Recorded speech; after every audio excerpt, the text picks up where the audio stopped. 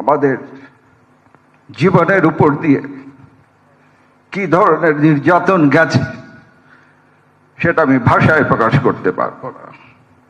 4 বার গ্রেপ্তার হয়েছি, তাতে কোনো আফসোস ছিল না। কিন্তু আমার গুলশানের বাসায় মধ্যরাতে যেদিন দরজা ভেঙে আমার স্ত্রী সন্তানদের সামনে থেকে আমাকে ছিনিয়ে নিয়ে গেছে, সেই ট্রমা এখনো আমার ফ্যামিলি কাটিয়ে উঠতে পারেনি। আমি জানি না এর বিচার কোনোদিন আমি পাবো কিনা। ডিওএইচএসে বা জলশ্রীতে প্লট পাইনি আমি, এটাতে আমার কোনো আফসোস নাই। আমার টাকা নিয়েছিল, আফসোস নাই। কিন্তু পারিবারিকভাবে আপনারা জানেন আমাকে অনেক প্রশ্নের সম্মুখীন হতে হতো।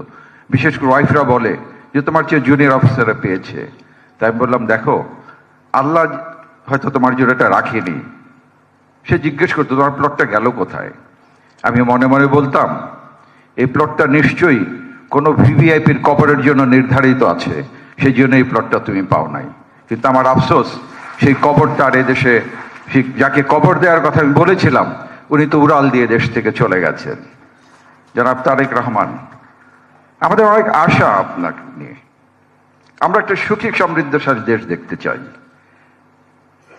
যেখানে মানুষ আসবে, যেখানে মানুষের কোনো ভয় থাকবে না, মন খুলে কথা বলতে পারবে, আপনার পক্ষে এবং বিপক্ষে উভয় মত প্রকাশ করতে পারবে। তার জন্য তাকে কোনো শাস্তি পেতে হবে না। প্রকাশ্য দিবালোকে যদি কেউ হেঁটে যায় তাকে খুন হতে হবে না। অথবা কোনো রাতে যদি কোনো পরিবার রাস্তা দিয়ে হাঁটে, সে নিশ্চিত থাকবে সে শান্তিপূর্ণভাবে তার ঘরে পৌঁছতে পারবে। এমন একটি দেশ আমরা দেখতে চাই, এবং আমার বিশ্বাস আপনি এবং আপনার দল সেই সক্ষমতা আছে। আপনি যদি দৃঢ় হন, সেই বাংলাদেশ আমাদের উপহার দিতে পারবেন। আমি আর আমার নিজস্ব দুঃখের কথা বললাম না। বর্তমানে আপনার যে নির্বাচন ঢাকা 17 আসন হচ্ছে, সেখানে ডোনার ভাই সালাম ভাইয়ের সাথে আমি যুক্ত আছি। ওনারা অত্যন্ত সুন্দর পরিকল্পনা করে এগিয়ে যাচ্ছে।